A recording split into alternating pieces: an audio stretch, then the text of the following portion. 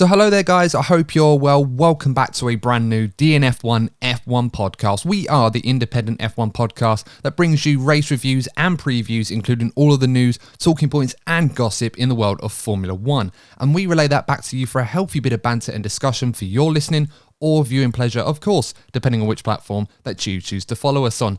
Guys, I know I'm still experimenting with the intros, but for those of you that are following us for a while, I feel like I've got it down there. So I'm going to stick with that one. I hope you guys agree with me because that one felt really, really good.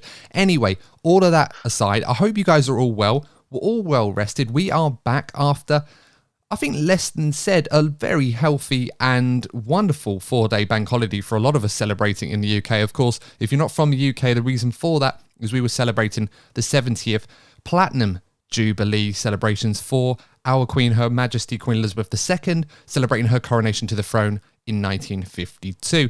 And we are well rested and we're back to discuss Formula 1 because we are looking forward to the next race, which is in Baku, Azerbaijan, a race that always guarantees chaos and plenty of talking points as it did last season. It was a pivotal moment in the Drivers' Championship last season between Max Verstappen and Sir Lewis Hamilton. It could well prove to be the same between Charles Leclerc and Max Verstappen, and perhaps another contender or two yet to make their mark on this championship. We'll have to wait and see. Joining me on this episode, rejoined once again by my co-host, my DNF1 panel, Lee Wannerton and Courtney Pine. Fellas, how are you doing? Are you well rested? Are we looking forward to the Azerbaijan Grand Prix? Courtney, let's go to you first.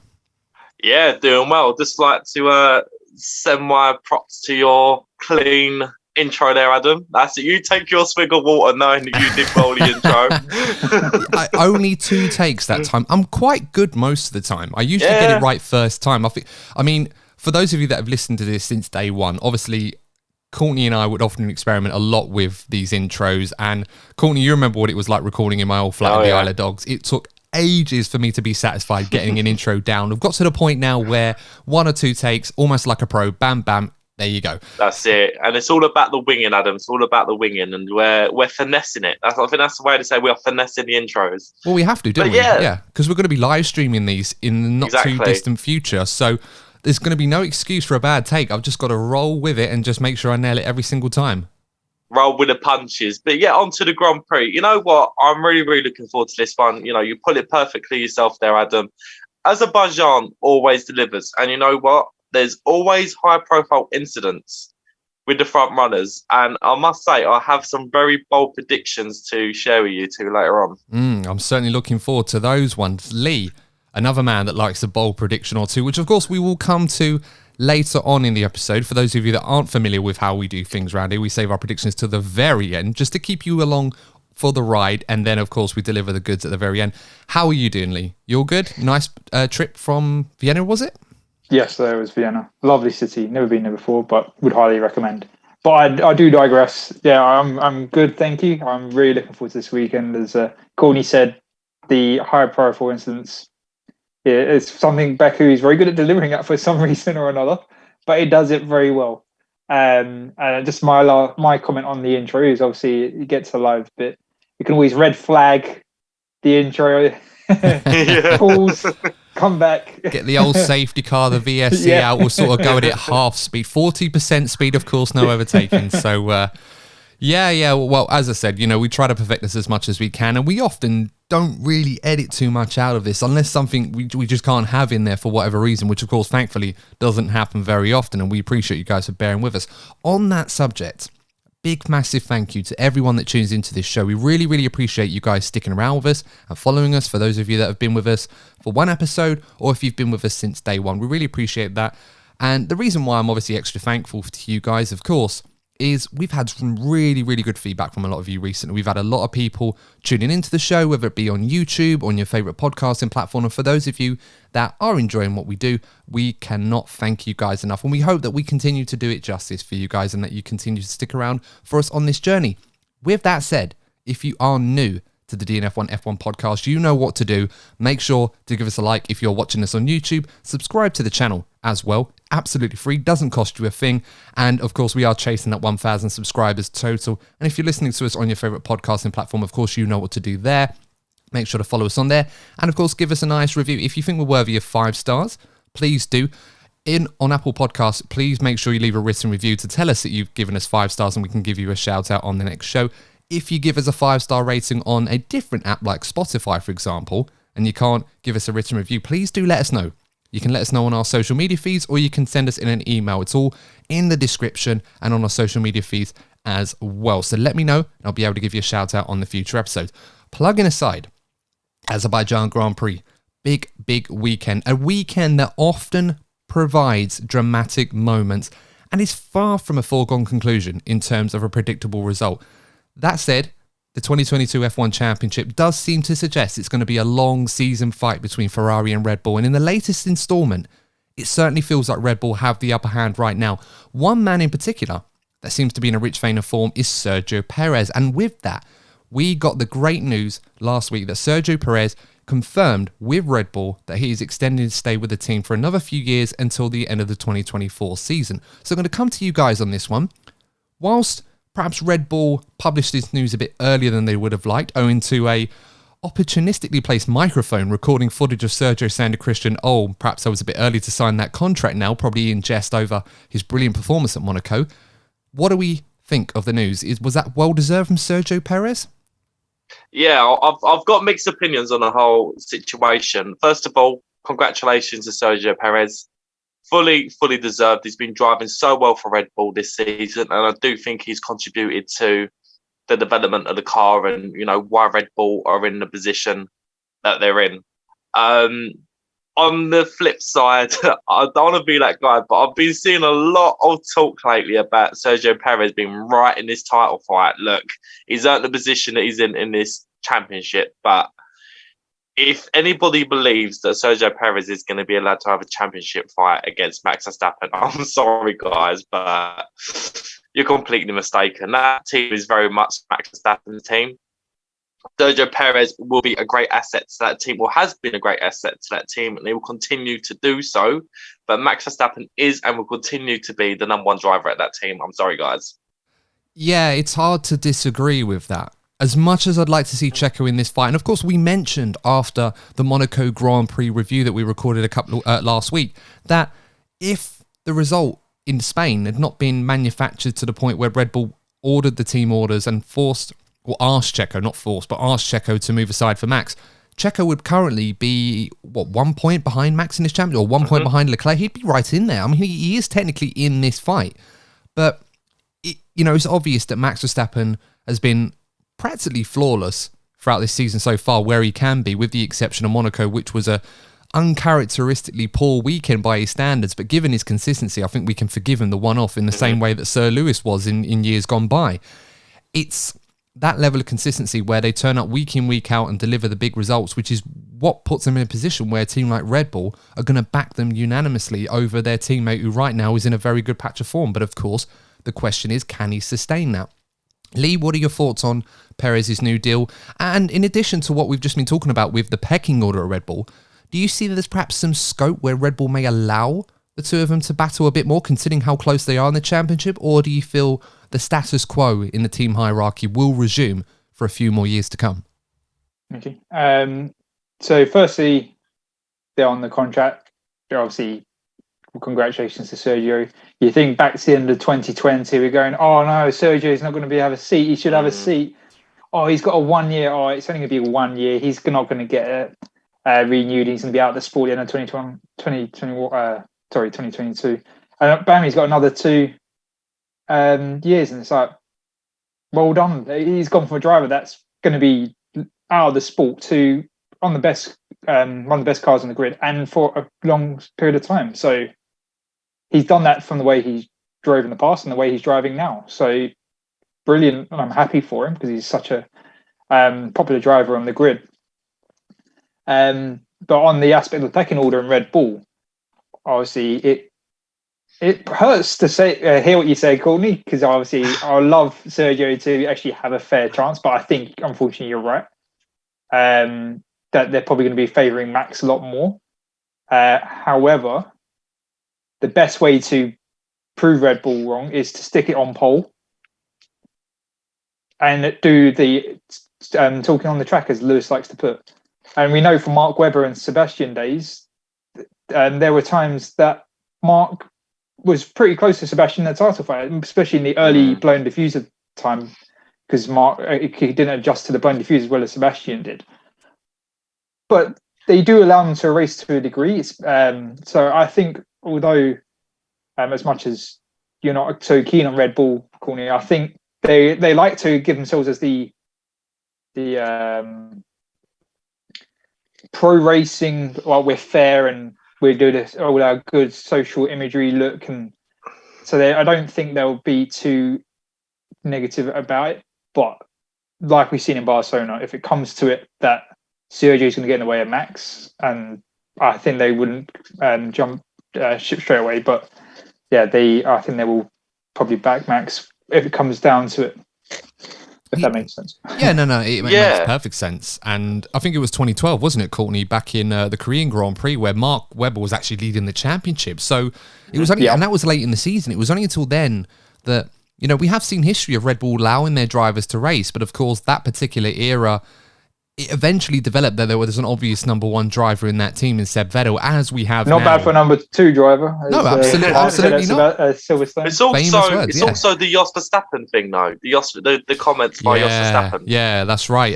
Jos, obviously, for those who don't know what we're talking about, on Max Verstappen's website that was picked up by Sky Sports, Jos Verstappen, basically paraphrasing the quote, saying that he was unhappy that the team were favouring Sergio Perez in Monaco on strategy rather than trying to help Max Verstappen win the Grand Prix. Now, I'm going to be honest, guys, I get Jos Verstappen is obviously trying to back his son, and obviously he feels, as you would expect at Red Bull, that Max is the guy and Red Bull should be doing everything possible to try and get Max to the very front. But on a circuit like Monaco, the position the drivers found themselves in, and let's be honest, as brilliant as Max Verstappen has been this season, this was his worst performance of the season so far. And I mean that in the nicest way possible, because compared to his other performances, he's been winning every single race he finished.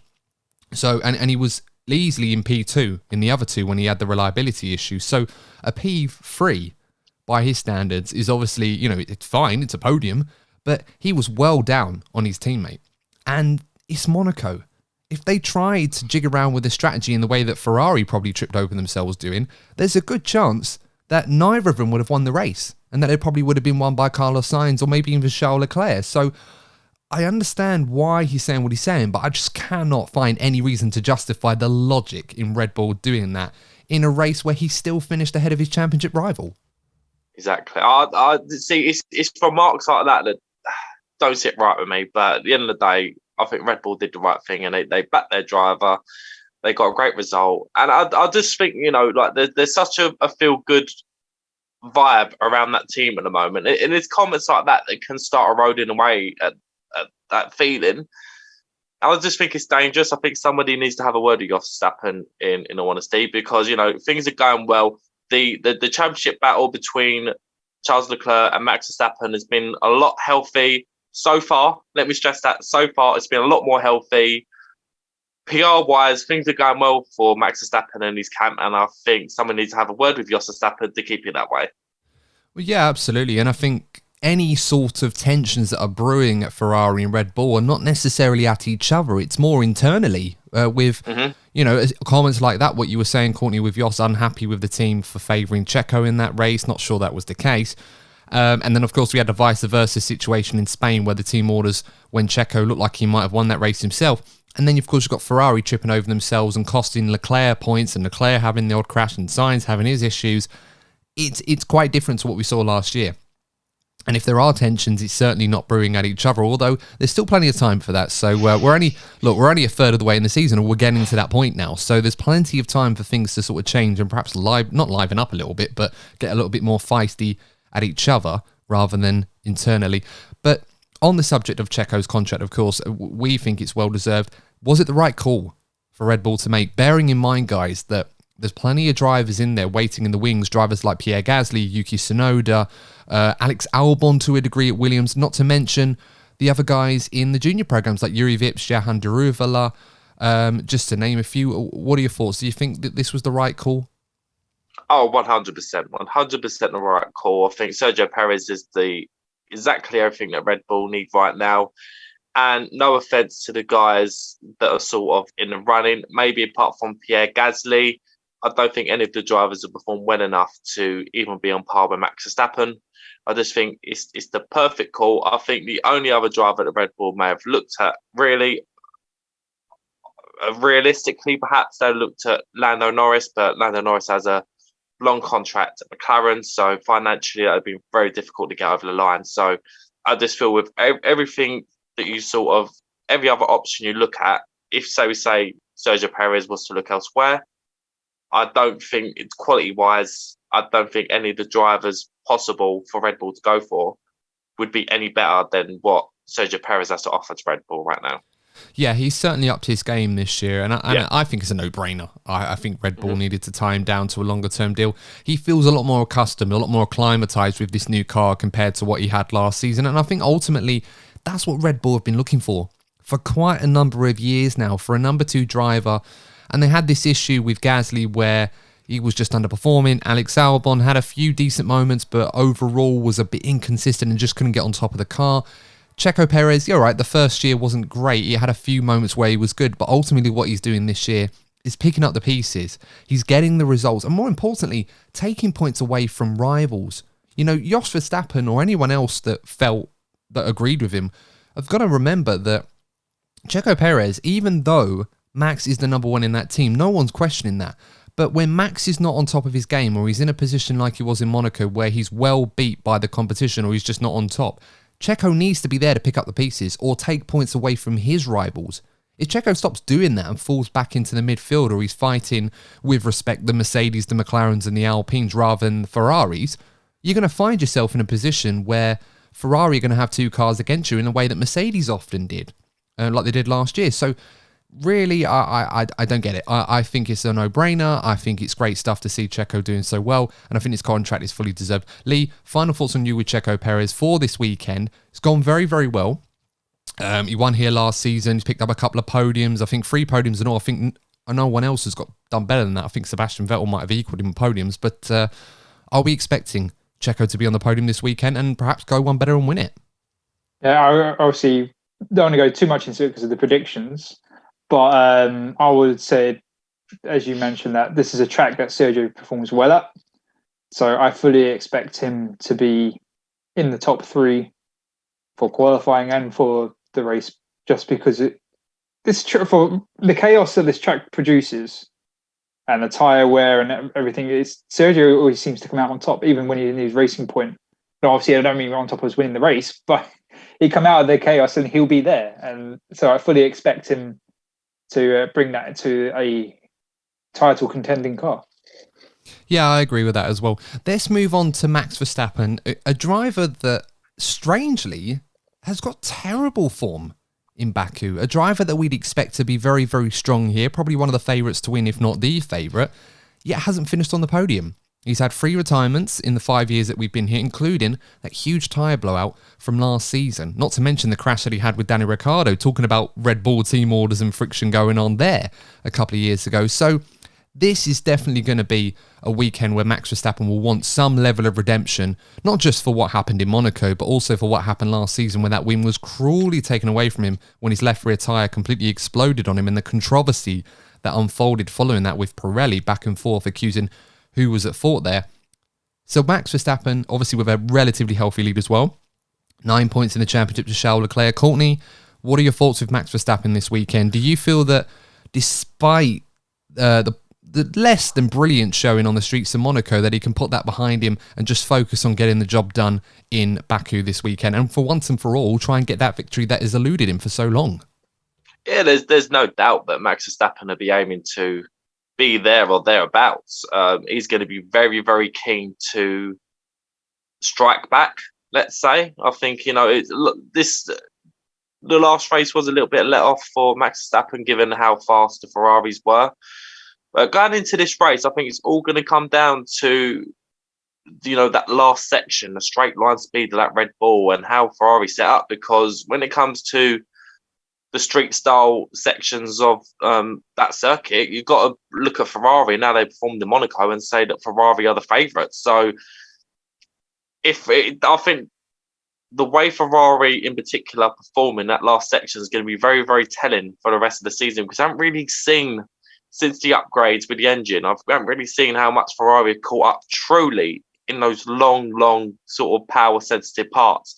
So if Ferrari have nailed that section, that the final sector, that's going to be very, very interesting indeed, because I do expect Ferrari to have the advantage in sectors 1 and 2. Because, it's well known now. And I'm pleased that Azerbaijan is sort of developing its own identity, where for me, it's like, I think the best way to describe it is sort of the Mon. So let me explain. I'll call it Mon because sector 1 and 2 are Monaco. Sector 3 is Monza. So if Ferrari have nailed the Monza section, brilliant for Ferrari. But I think both Max Verstappen and Charles Leclerc are going to be very, very keen to make a statement this weekend. And this is one of my bold predictions. I feel that this is the weekend where it's going to come to blows and they're going to end up hitting each other, because they're going to be both so hungry to make a statement this weekend. Oh, well, certainly be interesting to see how that one plays out. But it's a lot of good points there in this dynamic between Red Bull and Ferrari. But we'll move on to Ferrari if we can before we sort of assess where this race is going to be won and lost, assuming that it's between Red Bull and Ferrari this weekend as we'd expect it to be. Ferrari, of course, reeling from another weekend where it promised so much. They locked out the front row once again, and they didn't get the result. Not only that, they were beat also on strategy by their rivals at Red Bull. And of course, it's left a lot of people starting to question now, are Ferrari starting to feel the pressure? And more importantly, are they starting to stumble with the pressure on top of them?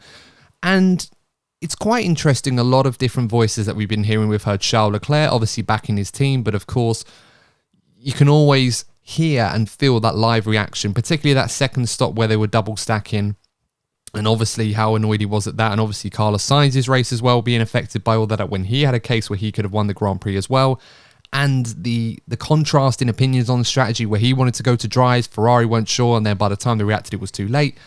Now we're at a point where Ferrari, losing the last 3 races in a row to Red Bull, really have to put it together. They have to deliver on their otherwise impressive qualifying performance. So with all that in mind, guys, how do we see this weekend going for Ferrari? Do you feel confident that they can learn from their last few races where they've made mistakes or where they've come up short to Red Bull in Miami, Spain and Monaco, and go one better this weekend? The form book on street circuits would suggest that Ferrari, with this car, probably are the favourites this weekend. Lee, would you agree to that?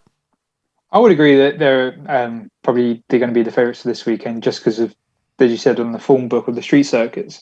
But one thing that I want to add, as Courtney said previously about the sectors, is if Ferrari can do sector 3, they don't have problems with their DRS. Red Bull do. Mm-hmm. So you have that massive long straight, and if Max's DRS happens to not work again, as it hasn't worked too well in the last 2 races, obviously it was a bit better in Monaco, but you hardly use it in Monaco.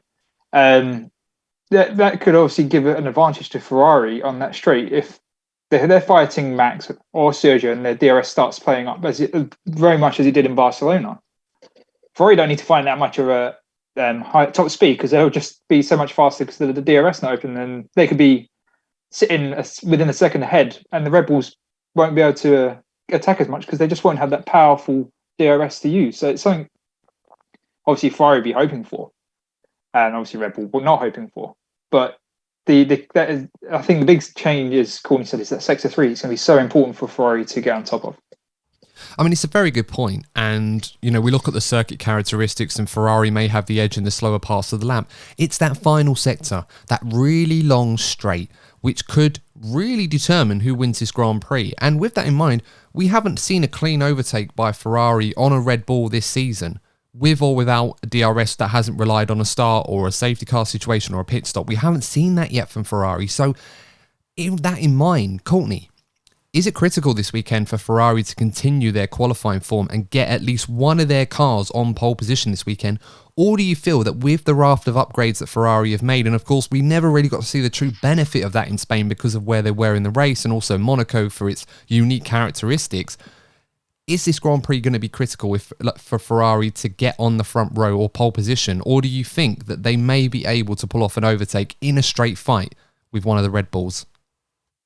I think, I'm so glad, Lee, that you mentioned about the DRS team, because it is going to be vital this weekend. And it does seem to be, at the beginning of the season, we're talking about the reliability of Red Bull's engine being like the vital thing. But actually, going into this circuit in particular, it's like the rear wing of that Red Bull seems to be the most sensitive part of the car. And, going into the characteristics of this circuit, I think that's going to be the area of contention the Red Bull going to be focusing on the most. But going back to your point, Adam, I think Ferrari, they need a clean weekend. Ferrari needs, it's easier said than done, but Ferrari needs at least a race win or even a 1-2, because to sort of calm things down a bit, because there will be worries. There'll be a few twitchy seats, shall we say, at Ferrari that, is the banter era Ferrari there waiting to come back, because a couple of mistakes have been made for both the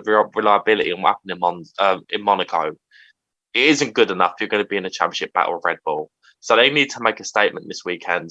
And yeah, I just feel that with the difficulties at Red Bull, Ferrari should have the advantage, but I do feel the some's going to happen between Leclerc and Verstappen. I know you don't want that to happen, Adam. Ferrari fans, you do need a clean result, but I think this could be the weekend. Well, this is it. Clean results are the key for Ferrari at the moment. They need to deliver on their qualifying pace. I mean, unless I'm mistaken, they've been on pole 5 times this season already, and of that, they've only won, I think, was it 3 Grand Prix, 2 Grand Prix, something like that.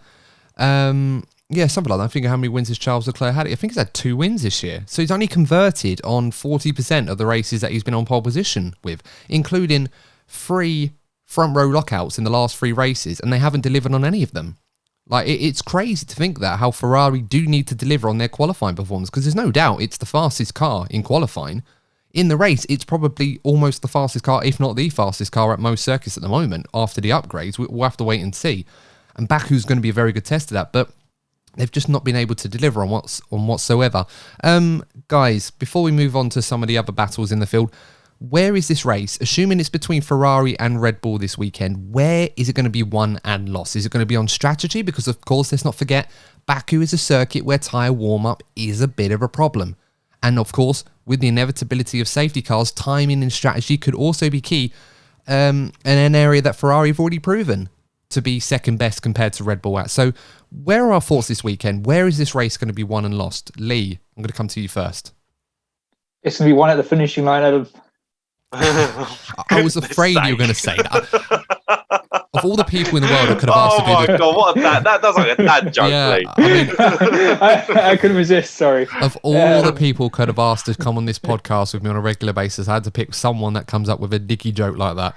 Oh, yeah. My God. Sorry, in all seriousness, no, I think that actually the deciding factor is probably going to be track position. And I don't mean so much of you're going to be pitting to keep track position or holding to keep track position. I mean track position where you are on the circuit when a red flag happens or when a safety car happens. Obviously, it's less so with a red flag, but with a safety car or a virtual safety car, because I'm sure we'll get those at least. So if you can maximise that advantage to your strategy, that is going to be where the race is going to be won or lost, especially if you're on that sector 3 and there's a safety car VSC. Perfect. And I'm probably more pointing towards George Russell because he's had that luck this year. But I think that's going to be the key thing. And Courtney, what about you? Where's this race going to be won and lost this weekend, other than the start-finish line on the final lap of the race, as Lee brilliantly pointed out, of course? Do you know what? If you have a look at Azerbaijan, I think the most important thing is actually keep yourself clean when it comes to Azerbaijan. Honestly, if you have a look through the races at Azerbaijan, it's probably the closest that F1 gets to being a Mario Kart race. It is pure chaos. It really is. If you have a look at what happened with Lewis Hamilton in a restart, sorry, Lewis fans, but it's just constant chaos. You get safety cars, you get drivers. Because of that sector 2, particularly the castle section, what it takes is, I don't know, let's be honest, if Latifi does a Latifi, that's the race right up, honestly. And I think we're going to see Max Verstappen and Leclerc have a moment. And I do have, honestly, my head has one winner, but with the way that Azerbaijan tends to behave, I really do have, my heart is telling me that there's going to be a new winner this weekend, and I'm going to tell you at the end. But you have to keep it clean. And I'm looking at the drivers I'm looking at Perez. I think Perez, again, traditionally does well at Azerbaijan because he's the type of guy that's very good at keeping himself out of trouble. If you sort of look back at maybe at his time with Jenson Button and his time with Ocon, he had a few inter-team battles, but Perez is the type of driver who will do well in a circuit like Azerbaijan because he's actually good at keeping his nose clean. Yeah, I think tyre preservation is also going to be quite critical this weekend. I already mentioned qualifying, and look, as a Ferrari fan, that's going to bode well for Ferrari fans this weekend. Not just the fact that Charles Leclerc has been on pole 5 times this season out of the 7 races we've had, but he was pole here last year in a Ferrari that was, at the time, probably the 4th best car on the grid in terms of performance. So it just shows, if you hook the lap up right and you get it there, you get that qualifying position. Despite this being a circuit where you're kind of vulnerable down the back straight, you can put yourself in a very strong position. If you've got the car underneath you in race pace, you manage the tyres, and as you said, Courtney, you keep your car clean and get the strategy right, because of course you've got to react to the inevitable safety car, which we'll probably get. We always seem to get one here for different reasons. Of course, we shouldn't forget of the tyre preservation. I know I mentioned tyre preservation already, but we shouldn't forget that obviously what happened last year, Pirelli went a step softer than they normally would have done on the tyres that they allocated for this circuit. The tyres were a bit heavier than they were in 2019, the most previous time before last season that we went to Baku. Do you think that because of these new tyres, they're much bigger profile, they're heavier tyres on these new cars, that could also be a bit of a problem perhaps? Is there a fear that we may get a repeat of what happened last season? It's don't rule it out, because that has been, again, a feature in Baku. I'll be honest, I'm not so savvy on the allocations that Pirelli have given for this circuit, but it wouldn't surprise me if they've gone for sort of a safe approach after what's happened in previous seasons. I mean, I'm expecting them to be more conservative because they gambled last season, and I know this kind of brought out this issue over the minimum tyre pressures that teams were allowed to run. I know some teams saying they wanted to run lower ones, and there was the accusations, not just with Red Bull, but Aston Martin as well, because Lance Stroll had the same issue early in the race than Max Verstappen, that they're running their tyre pressures a bit too low. And of course, what followed. So I'm kind of expecting Pirelli to be a bit cautious on this one, and perhaps more effort to be made on making sure that track is clean, because there's been issues with a street circuit. This one more than others.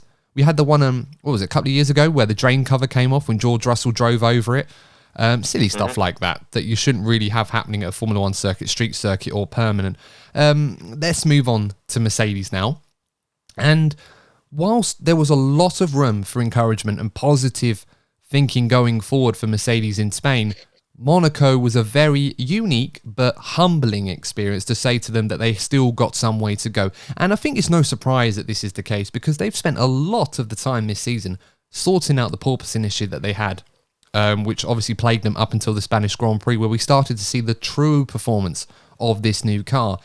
And in Monaco, we started to see the other weaknesses in the car that hadn't yet been addressed, such things as the ride quality, where they weren't able to run the car low to the ground because it couldn't handle the bumps. I remember George Russell saying he was envious of the Ferrari in the way that it can just handle the curbs and the bumps at almost any circuit as if they weren't even there, whereas the Mercedes obviously struggling. So they have to run the car a little bit higher at the rear, losing that downforce and costing them performance. Another thing as well, issues getting the tyres warmed up, hurting them a little bit in qualifying and also in race performance as well. So this is a circuit where we're still going to get a little bit of those issues where Mercedes may not necessarily be as strong. That said, the car overall does look like it is a step forward than what it was early in the season in Miami, for example, as a good comparison. So what are we thinking for Mercedes this weekend? Are we going to see the Mercedes we saw in Spain, or are we going to see the Mercedes that we saw in Monaco? Where are your thoughts on this one, guys? Lee, I'm going to come to you first. I think Mercedes will probably have a race, not a race of two halves, but a track of two halves, although it's probably going to be thirds. I think they're going to be blinding down that back straight, blindingly fast. and probably not so bad through sector 1, but that's sector 2 when you're going you start to wind through the castle and come out and maybe not so bad towards the end of sector 2, but spinning the tight twisty bit that where Ferrari's going to excel. Mercedes will probably lose a massive chunk of time. They're probably going to be a bit bumpy because it's going to be the actual not so much poor quality, but tarmac, because obviously it has to be a certain level, but it's where they probably find the most bumps in that older part of the city. So I really think they'll struggle in that tight castle part of the track. So yeah, they're going to probably be wishing they were slightly faster and had the better bump handling, which I'm sure they'll probably get on top of, but they'll probably be the comfortable third fastest team with no trouble from the midfield. Well, this is it. And George Russell, I think, was the first to point this out when he was talking about where Mercedes need to improve. And I got a quote from here on this one. Talking about the car and where Mercedes must improve, he basically said that, and I quote, "We just need to find a bit more downforce. We haven't been awfully competitive in low-speed corners. In Barcelona, we were the quickest in the high speed and down the straight. It's the complete opposite to what Monaco offers. We need to find a bit more pace in qualifying. We can't afford to keep having Alpine or a McLaren jump us." And I want to emphasize that last point because it agrees completely with what you've just mentioned, Lee, but that point about qualifying, and this has been where Mercedes' Achilles heel has been. I think a lot of us can agree in Spain. When people were saying they'd made a step forward, they were still at least half a second off the lead Ferrari or the Red Bulls in that example. But in the race, they seem to be a little bit closer, surprising a lot of us, especially Sir Lewis Hamilton's performance in that race after that first lap collision with K-Mag. And I was looking through the stats on this, and in qualifying, this is really where Mercedes have struggled. With the exception of Bahrain and Spain, they've been out-qualified by at least one of Alpine, McLaren, Alfa Romeo, Aston Martin, even Haas have out-qualified Mercedes at one point this season at the Emilia-Romagna Grand Prix in Imola. So, in your mind, guys, can Mercedes turn it around this weekend? And more importantly, is qualifying going to be important for them? Because that straight-line speed that Mercedes showed in Barcelona and their performance at high-speed corners in that final sector, that could mitigate the difference in that they will lose, or the time they will lose in the slower corners. And that's where the overtaking is going to be. So that could prove to be their trump card in this race. So how important is qualifying going to be for Mercedes if they're going to establish themselves as one of the top three teams in this weekend's race? It's gonna be a difficult one. I do expect them to struggle in the tight sections, the low speed corners. I do expect them to struggle. And I feel that it's just going to be a case where they could well get jumped by a midfield team again. And the question being, are they going to be able to make up for that in sector 3? I have a strong feeling, and again, this is all coming into this prediction I get the feeling that Lando Norris is going to have a very, very strong weekend. He always does well in Monaco. He always does well in Monza. And look how strong McLaren were in Monza. You know, we're talking about how strong Mercedes could be in Sector 3. If we're going down how the McLaren has been behaving, the McLaren could be very, very strong in Sector 3 as well. So I get the feeling that Lando Norris could be in the mix this weekend. So I think Mercedes are going to have to nail it in qualifying. Yeah, to a degree, I agree with that. I do think there's more scope for Mercedes in the race, assuming that they can stay close enough to the cars ahead in the opening two sectors. And bear in mind, with these new cars, it should be easier for them to do that. So that, and because they're bigger as well, they're chunkier than they were in previous years. So it might give them that opportunity where teams can't really push in those opening two sectors in the way that they would like. That might come to their strength. It could equally go against them. We'll have to wait and see. I mean, Toto Wolff was under no illusion over where Mercedes were struggling at the moment. He had a quote himself saying that they were the third best team in his opinion. They have two very good drivers, extremely strong drivers, his words were, but it's a huge annoyance for them that the gap is about the same to the lead cars as it was before. It's about 5 tenths in his mind, optimistically, perhaps more 8 tenths in qualifying at other places, which obviously in their mind is not acceptable. With that in mind, Lee, the car concept, once again, until Mercedes find these solutions, which I'm sure they're going to be working hard to do so, it's still going to prove to be a problem for them this year. With that in mind, and I know I've asked this question a few times already, but I'm going to ask it again. How far do you persist with this current car before you start looking at those lessons that you could fix this year and prioritize next season? Or do you feel that there's a possibility that they could produce something later in the year that could get them to win races. Because right now it does seem like Mercedes are already asking that question of themselves. Not necessarily how to improve the car, but how much do they allocate for this year and focus on next year so they're not in the same situation in a year's time. I think based on what we know how Mercedes do their upgrades and how determined they are, I reckon they will get a race-winning car by the end of the season. And they would win at least one race. However, as far as I'm aware, the rules don't change too much into next season. So any development they do in understanding the car this year, they'll be able to carry that into next year and learn on that level. Right? They've done problem number 1. Now they need to deal with problem number 2, number 3, and every lesson or problem they solve, they can take on board for next season. And that's the thing that Ferrari and Red Bull will have to keep an eye on. Mercedes is all right. They may not be in the championship this year, but Mercedes will be learning their issues and we'll take that to next season. That you may have Mercedes come back with a vengeance next year. Of all right, they may not have a dominating car, but they'll be right up there because they've solved all their problems this year. And I think that's very much where Mercedes are focusing on is what can we do this year, solve our problems to take to next year. Courtney, did you want to add anything to that one? Because that was quite a lengthy question that I gave to Lee. No, it's interesting actually. If you have a look at where Mercedes are, I think deep down, I think both Red Bull and Ferrari would have been hoping that Mercedes took more of a knock than they actually did by these regulation changes. I think that was a hope for a lot of people. Let's be honest, because Mercedes have dominated so much. I think people would love to have seen Mercedes sort of stuck, bogged down in the midfield, taking them years to come back. Because usually that's the hope, isn't it, from the regulation changes, that the guys that have been dominating get set right back. And that hasn't been the case, actually. Mercedes are behind, but in honesty, they're not as far behind as I expected them to be. I really expected them to be knocked right back from the regulation changes, and they're not. And I do feel it's a case of when, not if, Mercedes will be able to sort of dice for the likes of Red Bull and Ferrari on a regular basis. I'm not saying they're going to be back to dominating the way they did, but I do expect them to eventually get back to racing against them. Whether it's this season or not is another matter.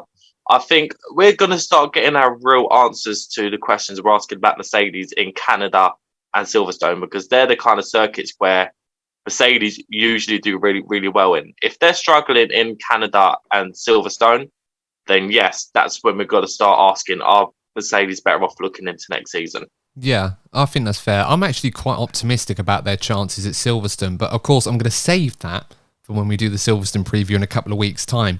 But it's a really good point with Mercedes. I think they do have to ask these questions of themselves. They've obviously got concerns over the, how can I put this, the potential of this concept, the ultimate potential of this concept that they've got compared to Ferrari and Red Bull, questions that probably won't be answered at least for another year or so. So they kind of have to continue to work with what they got, focus on the areas that they now know are issues with the car. The porpoising is a thing of the past, hopefully for them. They've got to make sure that they don't re-trigger that again if they start adding go faster bits to their car that produce more downforce. The same issue that everyone else has. But it's obviously been a bigger thing for Mercedes and other teams because they've not been able to run their car anywhere near as quickly as they could do, or anywhere near as low to the ground as they could do as a result of that. So we'll have to wait and see. On the subject, though, of their drivers, George Russell, so far, the only driver to have finished in the top 5 in every single Grand Prix this season. It's a bit of a marvel for form. The guy that spent so long not scoring points, all granted he was in the worst car for a good couple of years and it did take a while, but he certainly is no strangers to a point finish and beyond that this season. So I think it's fair to say we're all predicting at least another top 5 for George Russell. But I want to ask about Sir Lewis Hamilton. Last week he seemed to be quite in a chipper mood. He was running around Kensington, I believe it was, at 3 o'clock in the morning on the London Underground on the night tube. Seemed to be in great spirits. It's always good to see. And of course is involved in potential other ventures, including a potential F1 film with Brad Pitt, which is, no small feat as well for Sir Lewis. So he seems to be in good spirits despite a lackluster start to the season, not necessarily down to his own doing. He's had a lot of bad luck, not just with the car, but with some of the way the races have panned out as well, despite the fact that he has been not outperformed, but outscored by his teammate by quite some margin so far. So what are we expecting from Sir Lewis this weekend? Is this a weekend where he could really get himself back in form? Because after what we saw in Barcelona, we can forget Monaco because that was a one-off race that's always plagued Mercedes for years, but could this weekend be the race where we finally see Sir Lewis formally announce himself in, not necessarily in the championship, but in F1 2022 season? Because right now he seems to be not necessarily making the headlines. I think a happy Lewis is a fast Lewis, and obviously that applies to most of the drivers. If the drivers are in a good place, then they will be getting the results. I think it actually shows that, despite some of the comments about Mercedes saying, no, Mercedes are finished, Lewis is finished, I actually think that the body language come from Lewis actually suggests quite the opposite. He isn't panicking. He has confidence in the team. And I think he actually has a lot of confidence in his teammate as well. There'll be a lot of talk, Lewis is getting outperformed by George. But in fact, there actually seems to be a really healthy respect between Lewis and George. I've never actually seen, I've been obviously a big fan of Lewis throughout his time in Formula One. And yes, we're only a few races in. But I feel that out of all of the teammates that Lewis has had, I feel that George Russell is actually the one that Lewis has the healthiest relationship with. Now, maybe it's down to the age gap and where Lewis is in his career now. He's won 7 world championships. He doesn't have much to prove anymore. But I had this feeling that it might turn out this way. I know the talk of George Russell joining Mercedes. I get the feeling that Lewis is not taking a step back as such, but I feel that Lewis is not only racing against George. I feel that Lewis is actually being almost like a tutor to George at the same time, when I feel that actually there'll be a slow passing of the baton when Lewis retires, because obviously it's been well documented George has been a massive fan of Lewis since he was a kid. So I feel there's that mutual respect between those drivers. Of course, I feel things would be different if they had the championship winning car. But right now, I feel that Lewis is in a good place with the team that he has and also the teammate he's driving with as well. Yeah, I agree with that as well. I don't see no animosity between the two. Not that I expected there to be any at this point, but I think despite the misfortune that Lewis has had with the car and, other races as well compared to George, no one is surprised to hear that perhaps the dynamic at Mercedes might be changing a little bit, be a little bit more favourable to George rather than completely pro-Lewis as perhaps some people might have expected from years gone by. Lee, a quick question from one of our followers, Dave Doherty. It's a regular viewer and listener on the podcast. Dave, hope you're well. He asked about Mercedes' fortune at this circuit and if that could provide further improvement. So I'll just ask that question that he's put it down. He said, do you think that we can see Mercedes improve at this track at Baku, since they've had many happy memories in the past of benefiting from good fortune? Last season, of course, we saw Hamilton probably would have won the race if it weren't for that brake magic issue that he had. Obviously, Bottas, a couple of years back, won, I think it was 2019 or something like that, or 2018 when... It was 18, yeah. Yeah, there's a safety car, and of course he stayed out longer on the ultra soft tyres, whereas Vettel pitted early, and obviously that allowed him to inherit the lead as a result and go on to win. So what are your thoughts for this weekend? Do you think that Mercedes could get some good fortune and maybe get a podium or maybe more? I reckon Mercedes have a chance of getting some good fortune for this circuit. As I said earlier, with the track position and where you are with a safety car, a virtual safety car, and I referenced George Russell, I wouldn't be surprised if it's George Russell again this weekend, of somehow he's plunging around in 4th or 5th, and all of a sudden he's up in the podium scoring position just because he's happened to be in the right place to get a sneaky little free pit stop. So I fully expect Mercedes to jump at an opportunity like that if obviously it presents itself. But as Courtney and myself also said, is they're slow in really slow in the slow speed corners, and it's that castle part of the circuit where Mercedes are going to get hammered. And obviously, I love to say they won't get hammered there, but with Monaco, they were, by their own standards, not where they wanted to be in the slow speed. So it is very much a wishful thinking of where they obviously love to be, but I fully expect them to grab any opportunity that Baku will present, because Baku will present them an opportunity, because there will be crashes, there will be safety cars, there may even be a red flag. So there will be plenty of opportunity for Mercedes to get a really good result that they might not necessarily expect to get. Yeah, I think so too. We'll have to wait and see how that goes. Let's look at some of the other stories down the paddock. I think McLaren is a good place to start. And it's quite interesting at the moment, the dynamic with Lando Norris and Daniel Ricciardo. Not necessarily one to each other as teammates, but the contrast in form. I mean, if you look at the statistics, the gap between them in qualifying is the third largest of any team on the grid. I think it's only Williams and Alfa Romeo that have a larger gap to them. And Daniel Ricciardo has only scored 19% of the points at McLaren this season compared to Lando Norris getting the other 81%. And that is the fourth lowest or the fourth largest gap between teammates on the grid as well. Not where McLaren would want there to be. And obviously it's no surprise to hear that some of the bigger scorers or the closer percentages are all at the top teams or teams around them in the field. So the question is on this one, guys, right now, how do you see things going for McLaren this weekend? Because we haven't really seen any indication, whilst Norris has obviously improved his form and the car looks better, that he's looking better around the circuits. Ricciardo is still continuing to struggle, not just in the race, but qualifying as well, as I've already highlighted. So there's a lot of talk being going on about his future right now.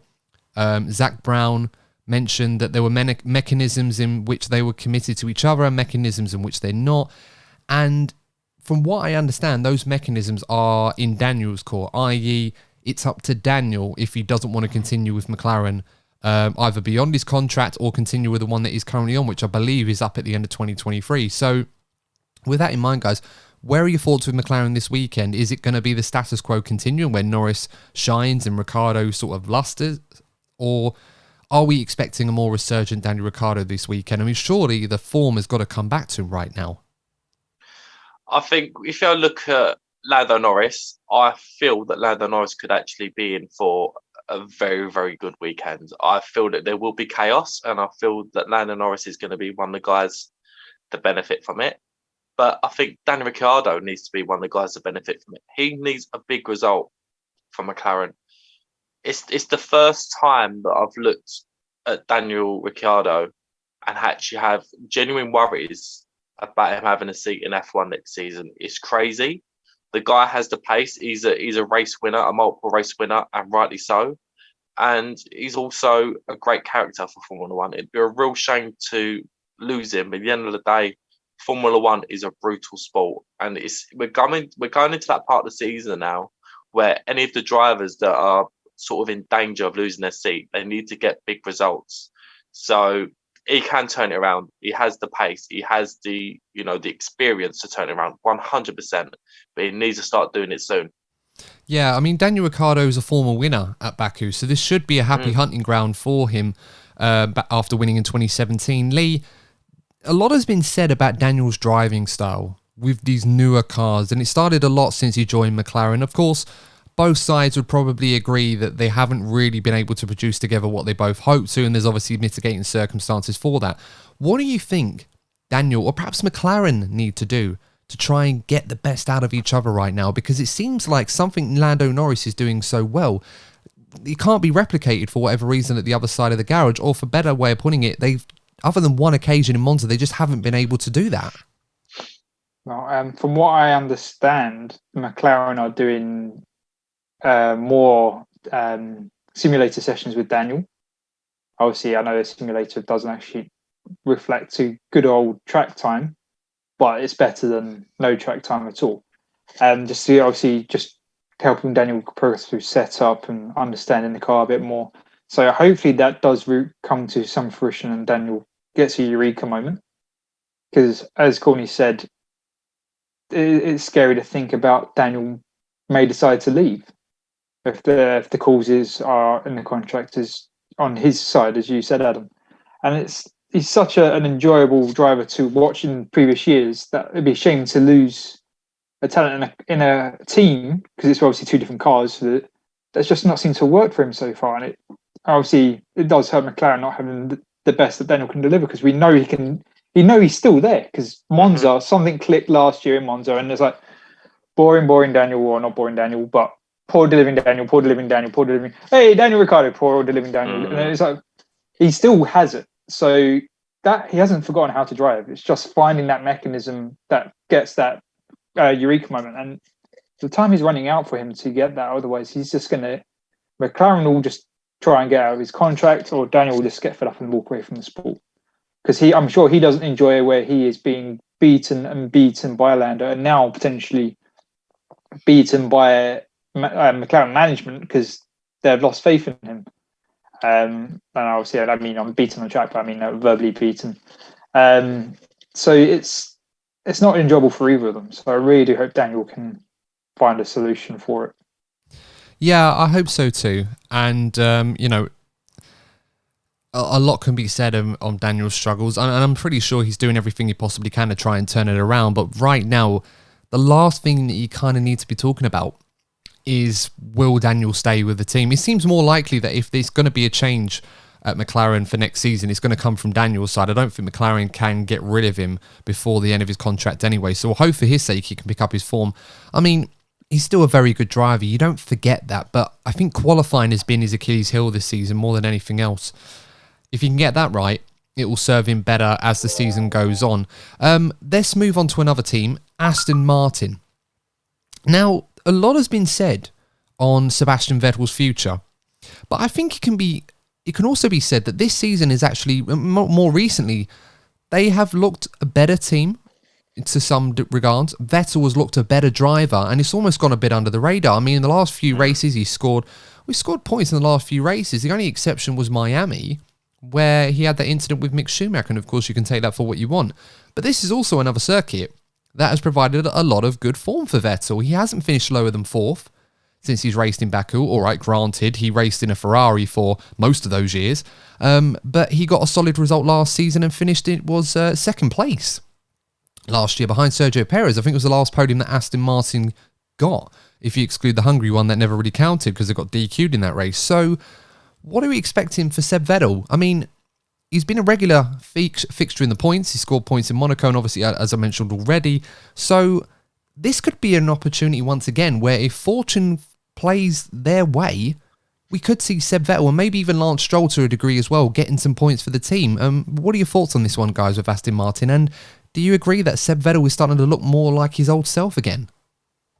Yeah, it wouldn't surprise me at all to see Sebastian Vettel pick up a good haul of points. And you're right, he's been driving better lately. He seems to be happier.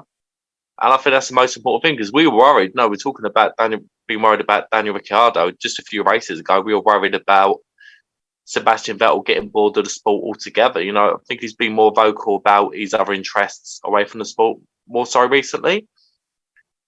But I still have this nagging feeling that he's gonna want to see more ambition from Aston Martin going forward. I do feel that he'll be there next season, but I just feel that if Aston Martin don't continue to make progress moving forward, I do feel he'll get bored and end up leaving. But there have been sort of small signs of encouragement come from Aston Martin, and it's showing in Sebastian's driving. So long may it continue for him. Yeah, it's been one of those where you really have to sort of do a little bit of a deep dive to try and see the nuances or the facets with Sebastian's performance, where it's more reminiscent of how he was a few years ago rather than the slump that we've seen from him in the last year or so.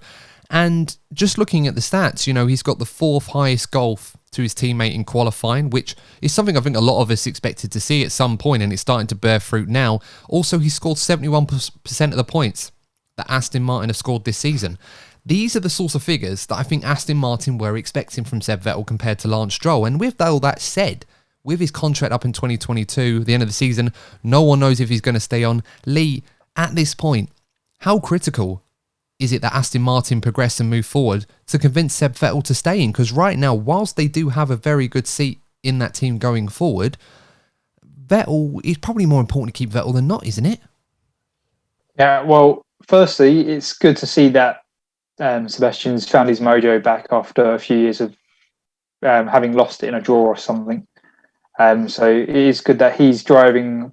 He's finding his performance. That he's driving, and you can see he's enjoying himself. Where in the past you can see he hasn't enjoyed it, but Sebastian has made it very clear that he does want to drive in Formula One just to make up numbers, and he's made that very clear to the media. And probably to Aston Martin himself, that he only wants to be there to win championships. So it's really for them as a team about how much potential they can unlock from their green Red Bull. And I'm sure they'll keep unlocking it potential as they understand the car more if you think for them, this is their third race for this car. So they're a bit behind other teams on the field in having, already raced 7 races with their existing car. But so getting Aston Martin to score the points that they have, and Seb is doing most of it.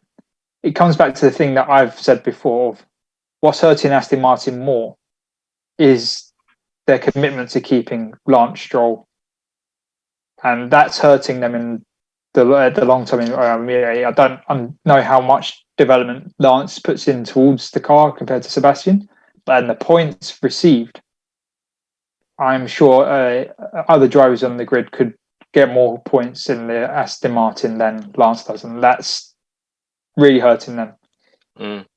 Yeah, no, I agree with that. And, there's a lot to be said about this car, and obviously the origins of its design, whether it was organic from them or if it came from Red Bull. And I'm sure we'll see more of that over the time, but it is developing. They are improving. They are slowly making progress and understanding this car a bit better. And this could be another weekend where they could be very, very strong.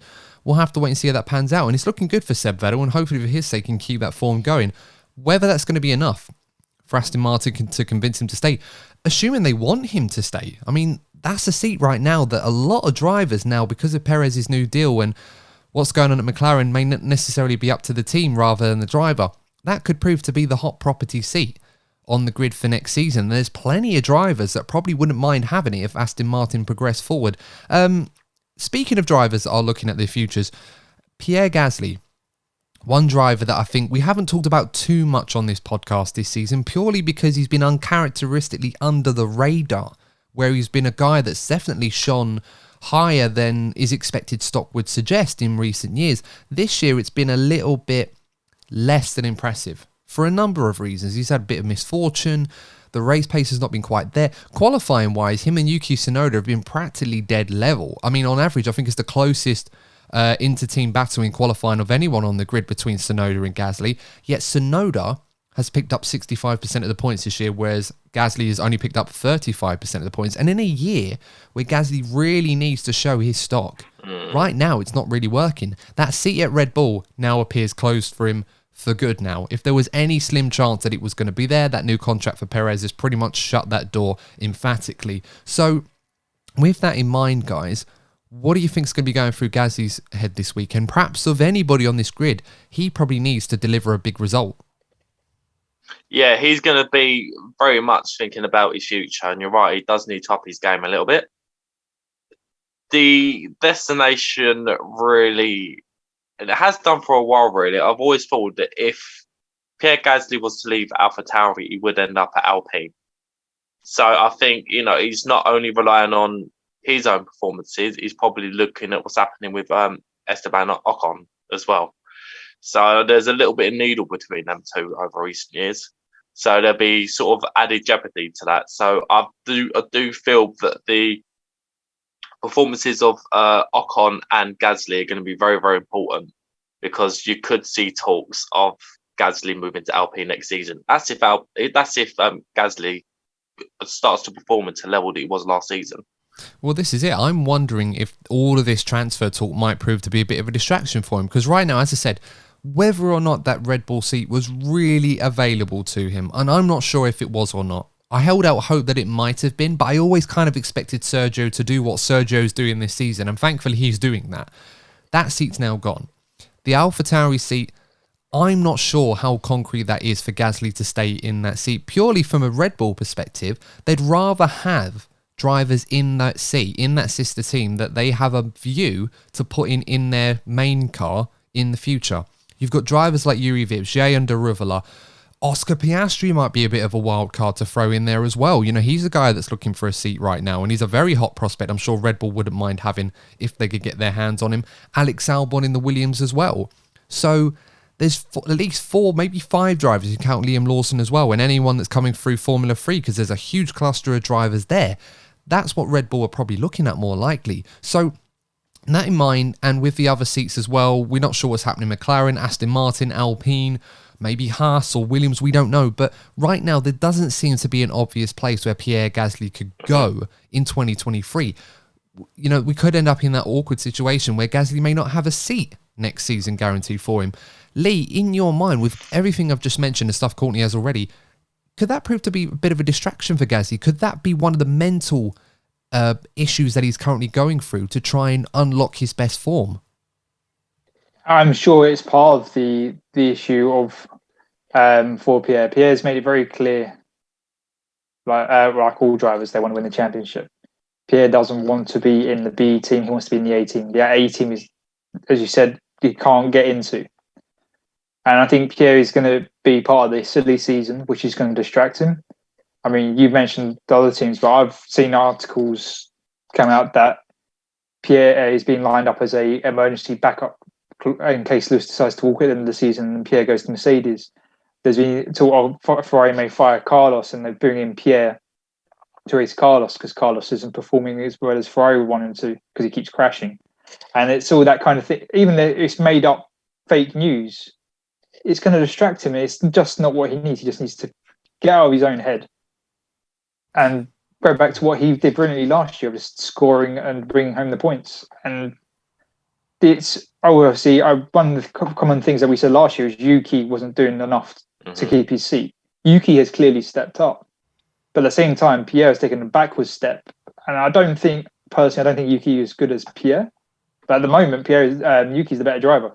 Well, yeah, so it's a very dangerous place where Pierre is heading if he doesn't start bringing better results. Well, no, this is it. Kudos to the Franz Tost school of young Formula One drivers because he's done a great job with Yuki Tsunoda for this season. And despite all of the potential issues and people saying he's not quite there, he's starting to unlock that potential that I think a lot of us probably thought he had in F2. People were raving on about Eilert and Schumacher, but a lot of us were sort of looking at Tsunoda thinking this guy, towards the end of the season, this is the real hot prospect, and he's demonstrating that now. He's starting to perform really, really well. It's taken time, and there's been a lot of scary moments and a lot of, will he, won't he, but it does look like now he's found that form. And guys, Lee, you made a good point on what the top teams might be looking at with Gasly, but I'll put the question to you now. If you were one of the bosses at McLaren, Ferrari, Red Bull, Mercedes, would you really be looking at Gasly, of all the drivers on that grid or drivers available right now, as a potential backup or reserve? Not necessarily a guy to drive that car, but something like that. Would Gasly be your number one choice? Because I love the guy, and I rate him highly, but I would not be picking him as my number one choice, to be honest, if I had the option. Yeah, not on current form, but no. I think we've seen over the past couple of seasons what he can deliver. So it all comes down to what he does in the next few races. Most drivers do go through sort of dips in form, but obviously the longer that, we see with Daniel Ricciardo, for example, the longer you sort of go through that dip, it hits the confidence. And it's really tough for Formula One because if your teammate starts beating you, like we're seeing with Yuki Tsunoda, it all builds up. So it has to, he's one of the drivers, we talk about Carlos Sainz as well. Pierre Gasly is one of those drivers and needs to have a good race or two to get himself back on track. Yeah, no, I understand that. Let's move on now to one of the final parts before we wrap this all up. Fernando Alonso. A lot of talk about his future, naturally, after Perez signed his new deal. It seems a lot of the dominoes are starting to be in place. Where they fall, we'll have to wait and see. But Alonso's shown no desire to walk away from F1. Whereas we often talk about Sebastian Vettel, will he, won't he? Will he walk away if he's not satisfied? Fernando Alonso has as much drive now as he did when he was fighting for his first world championship. And despite the fact that he's almost 41, he seems to show no signs of slowing down. His pace is still very, very good. Qualifying, he's been brilliant. He's just been very, very unlucky. The races, however, he has quite a lot of misfortune, which is why Esteban Ocon, as good as he's been, has been outscoring him quite emphatically in this championship so far. It's kind of similar to what we're seeing with Russell and Hamilton in that dynamic. I suppose if you can compare it to another team, it's kind of the same thing going on with Alonso and Ocon at Alpine. So what are your thoughts on that one with Alpine and Alonso in particular? Is this going to be, because Alonso's had some interesting memories at Baku. There was at one time at McLaren a couple of years back where he was driving it on three wheels to get it back to the pits. He took a gamble on strategy with the safety car last season and it backfired because we got a red flag that followed afterwards, which completely nullified the strategy that he made. So is Fernando going to get some good fortune this weekend, guys? What are your thoughts? Because qualifying, he's been very, very good. So he might be a dark horse for a podium this weekend, maybe, if things go his way. Yeah, he just needs to keep his nose clean. You know, we keep on saying about, you know, drivers needing a clean race, but Fernando Alonso, so far this season, hasn't been doing that. And I could be wrong, but you know, usually, like particularly at Baku, you get the first lap melee. I sort of expect Fernando Alonso to be somehow involved or caught up by mistake by another driver. But look, he has the pace, he has the desire to do well, and I do believe that he will be staying in Formula One next season. He has a desire about him, he has the hunger about him to keep on going, keep on getting results for the team. I think he's very much enjoying the project at Alpine. So it'll be another one, just like Sebastian Vettel. If you're going to next season, maybe, and Alpine aren't showing the progress that maybe wanted, maybe a retire at the end of next season. But yeah, I fully expect him to be around. Yeah, no, I do too. It's something about Spanish people. They just go on forever. It's like Rafael Nadal. He won his 14th French Open the other day, and he's like, what, 36 now, nearly 37? It's something they put in the water over there in Spain. But anyway, Lee, what are your thoughts on Alonso's chances this weekend? And bearing in mind, one person that's probably not looking forward to seeing Alonso this weekend, or at least the rear end of his car, not that I expect him to see much of it, is Lewis Hamilton, after Alonso literally parking the bus at Monaco halfway through that race. So plenty of crazy antics on a street circuit for Fernando, but this one should provide more overtaking opportunities. So what have we got in store for El Plan this weekend, Lee? So for Fernando, obviously he does need a bit of change in fortune, but we've made it very clear so far that we expect a chaotic race this weekend. And Fernando is one of those drivers that chaos, and he's giving him a bit of an opportunity. He will sniff that and pursue it to the best of his ability to get the surprise result. So as long as he's not involved in that chaos, as Courtney suggested, which unfortunately would be Fernando's luck this year, that he get taken out by that Mick Schumacher, for example, and that's it. Well, he often is, though, Lee, isn't he? Happen. He often is, because we're talking about a guy here, and this is not just racing, this throughout his entire career, where he makes these decisions when chaos ensues, and it usually goes against him. Yeah. You know, I've not known a more unfortunate driver throughout their career than Fernando Alonso. To a degree, of course, there will be obvious exceptions, but usually when these things happen, Alonso, it tends to go against him rather than for him, traditionally. Yeah. But I reckon he'll be driving as hard as he always does, and I expect a strong result from him as long as he isn't taken out by another driver. But then also saying about his longevity, there is an actual stat here for you. And it's probably one of from Sean's, obviously his previous guest we've had on the Monaco preview. But the current record for longevity in Formula One is 21 years and 3 months. That's held by Michael Schumacher. This weekend, it is 21 years and 3 months and 8 days, and Fernando Alonso come this weekend for the race, and Fernando Alonso will now set that record from his debut. That's what it's all been about, isn't it? That's impressive stuff, it must be said. So we're only a third way through the season, and we're talking about if he's going to be there next season, which I hope he does. So he's going to smash that record. And he's only 8 races behind breaking Kimi's record for the most amount of races driven in Formula One. So Fernando may not be winning on the track, but he's setting records. So that's something, isn't it? Yeah, I mean, at the very, very least, compared to greats like Michael Schumacher and Kimi Räikkönen at those ages, he's certainly showing more promise at his age doing what he's doing than they were. I mean, granted, Michael was still older than Fernando when he came back into Formula One at Mercedes. Like, Alonso's still not as old as Michael was when he came back. So there's still time for Fernando. I'm not quite sure if it's going to ultimately deliver on what he wants, because I think for that to happen, he's not in the right car for that, with all due respect to Alpine. But let's be optimistic. Let's hope that this is one of those weekends where if chaos does ensue, he's on the right side of fortune rather than on the wrong side, where we often see so often for one reason or another. Speaking of Schumacher, before we go to our predictions, Mick Schumacher, the son of the 7-time Formula One world champion, he really needs to have a good weekend this weekend. And, I'm a big fan of his. I do still hold out faith that he can put it together. That Haas right now, compared to where it was early in the season, it's proven to be a lot more difficult to score points. He has been close a few times, but once again, one crash after the other, or a poor performance in the race, or a mistake, or just bad luck. It all seems to be going against Mick Schumacher right now, and I can't help but feel that Haas are starting to lose patience. Now, it must be said that we've often said in the past about Mick Schumacher that he's often a driver that does take his time to find his form, but when he does, he's on it as much as anyone is. But it just doesn't seem to be clicking for him. For now, his contract situation is up at the end of the season where he won't be in that team. But you could argue that with the relationship that Haas and Ferrari have on a technical level, that may be his saving grace right now. But with that said, it feels like Haas are losing patience with Mick Schumacher. So what do you think for this weekend for Mick? Is this going to be a weekend where he can turn it around? And if so, what does he need to do to turn it around? I think the difficulty now is that Haas do seem to be slipping back. So the only reference he has now is getting the better of Kevin Magnussen, but he needs to finish, actually finish the race clean ahead of Kevin Magnussen, because he's shown glimpses, every now and again of like sort of catching up to Kevin Magnussen, but then he just has a random mistake and ruins the race for himself. So he has the potential pace-wise to catch up with Kevin and sort of make a statement to the team, but he's having too many hiccups, particularly on a Sunday. So he really has to start getting his results together, because again, he's showing glimpses in terms of raw pace, but he just seems to be way too accident prone at the moment.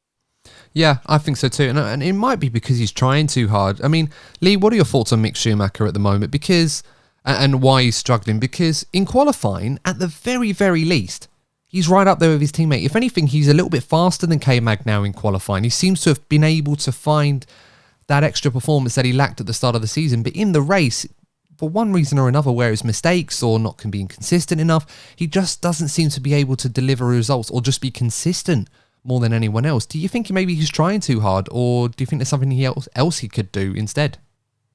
Yeah, well, I know you don't like the term of overdriving the car, but I really think he's overdriving the car, or trying too hard, as you put it. He's been I think Kevin coming into the team has really rocked his mental stability. Mm-hmm. Obviously, not saying he's insane, but just where he was in a nice, comfortable position last year, and it's just been completely destroyed with Kevin in, and Kevin has just been out racing him. Maybe just experience, or maybe Kevin is just actually a better driver at this moment in Mick's career, or probably a bit of the both. But Mick hasn't found a new equilibrium with his new teammate, and that's probably what's settling him, making him drive too hard, which is then he's too much in his own head and he's causing and having accidents. But the problem is, if he keeps having accidents, I think Haas is already fed up with him because of the budget constraints. And we can just imagine what Drive to Survive is going to be come next year, with Gunther Steiner explaining to Gene every time Mick's had an accident. As I know about the budget, and it'd be that whole thing that Gunther will be talking about to Gene on the calls as they're doing Drive to Survive. But Mick has to be careful, otherwise he can find himself out of the sport, and such a promising young driver is gone because of effectively just over driving. And it would be such a shame if it happens, but it wouldn't be the first time in Formula One that would happen. Yeah, I mean, not that we'd attribute Haas as the team that'd be worrying too much about the budget cap, but the repair bills and the crashes and everything else, it does add up. And we've already, I'm not going to go into this obviously because it's a bit of a lengthy discussion anyway, and we've talked about this a few times already, but the bigger teams have proposed a 6.1% increase to the budget cap, which is around about $8.5 million to compensate for inflation costs and stuff like that. And a lot of the smaller teams are starting to push it back. But I do feel there's going to get to a point where if this sort of thing keeps happening, their stance on this may loosen and they may want something like that to be approved. Not to worry about teams, developing, because development budgets only count for so much. They're not as big as some people think, at least from what I've heard from a lot of former personnel in F1 teams that work on that. Your personal budget, your freight costs, traveling and overheads and everything else, they're what make most of the money in the budget cap. So you don't really want to be spending any more money than you need to on repair bills. And right now, Mick Schumacher, it's just for whatever reason, it's just not coming together. And perhaps you're right, Lee, he does probably need to speak to K-Mag or try to understand how to drive more methodically to get the best results. You know, you can be quick over one lap, but Formula One is a lot longer than one lap. So we'll have to wait and see. But right now, he does really need to turn this around. Let's get into the predictions, guys. The fun part of the episode, which I'm sure a lot of our listeners that are still with us are grateful that we're moving on to now. So what are we thinking, guys? What's our top three and what's our bold predictions? And Lee, you have the floor first for a change. Okay. So my bold prediction is Lando's going to get a podium. I like it. I like it so far. And that would then go into the results of Sergio, Carlos, and Lando. Sounds like what's that? Because I'm a similar thinking of Courtney regarding the accident. I was just thinking. Contact, I should say. I was just thinking of that YouTuber. What's the one? Bear with me, guys, on this one. I'm just going to try and look it up. As a brilliant podcaster from me trying to figure this all out. Oh God, it's on the tip of my tongue. I'm going to hate myself for not remembering this. It's something like really, really silly. You know, the one that does like the 3D animations recently, the Spanish fella, and every single one of his every one of his podiums is. I'm sorry, I can't remember who it is. Someone will have to tell me in the comments. I'm sure you heard of him, but it's always the podium is Alonso, Sainz, and Checo. This sounds a little bit like that anyway. It's brilliant stuff anyway. I'd definitely recommend it for anyone who hasn't seen it. I'm just sorry I can't remember what the channel name is. It's going to come to me later on. But yeah, it sounds like a really interesting podium, Lee. And what's the rationale for such a crazy podium? Are you expecting Charles and Max to come together, and where are the Mercedes in this? Do you not have much hope for them? Yeah, I expect some form of contact with Charles Max. And I unfortunately think Mercedes just going to get unlucky, and Lando would be like, "Hey, oh, this is a great position I found myself in. I'm ahead of the Mercedes. That was planned." And I expect McLaren to be rapid in the straight. So I just think our fortune, Lando will pip ahead of the Mercedes. Oh, fair enough. What about you, Courtney? What's your top three this weekend, and what's your bold prediction? So here's the thing, right? So I'm in two minds, and this is what I want to talk about earlier on. If we're saying like pure pace, I do think likely. I do think Lando and not Lando. I think Leclerc and Verstappen are going to hit each other. But if we're talking on raw pace, I think that Perez is going to win. I think Sainz will finish second, and Lando will finish third. But I have I don't know what it is. Something is telling me that Lando Norris is going to win this weekend. Whoa. Something is telling me we're going to be in for such a chaotic weekend that, as Lee's touched on already, we're both getting a feeling about Lando Norris this weekend. There's something in the air regarding Lando, and I think he's one to keep an eye on. Something in the air, all right. Wow. Well, let's just hope he doesn't get the free practice and Lando looking terrible, because we'll look like right idiots, Courtney. Well, you never know. You never ever know. And I'm trying to think where track limits would be on this circuit. I can't really think of many places for it. So Lando will know if he's breached track limits on this circuit. It'll be in the wall. But you will have to wait and see. I mean, it sounds like a great prediction. I'm liking that. I'm going to be a bit more boring, and I'm going to go for Charles Leclerc to win, Max in P2, and I'm going to go for Lewis P3. So Lewis in P3, why not? And that'll be my bold prediction as well. So Lewis Hamilton on the podium this week in P3. I think, why not? He needs a bit of good fortune to Lewis. So why not? Top three for him. He usually goes well around Baku. Obviously last year that mistake, but things happen. But he usually goes well around here. But guys, I hope you enjoyed that, and we certainly did. It was quite a fun discussion there.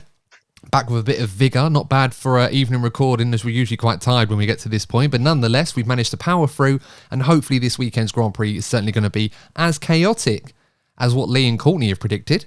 I certainly hope that that's going to bear some fruit, so we'll have to wait and see what happens. Who knows? But as always, if you enjoyed it, make sure you know what to do. Like the video, subscribe to the channel if you haven't already. Help us get to 1,000 subscribers. Quick notification, this weekend, of course, return of the live watch-along of qualifying that I will be hosting with my special guest. To find out who that is, you're going to have to tune in at 2:45 p.m. UK time on Saturday afternoon, just before qualifying starts at 3 p.m. UK time. So I hope to see you there for that one as well. But until next time, guys, Thanks for tuning in. Stay safe, and we'll see you in the next episode of the DNF1 F1 podcast. And remember, if you're not first, you're probably DNF1. Take care. See you soon. Goodbye.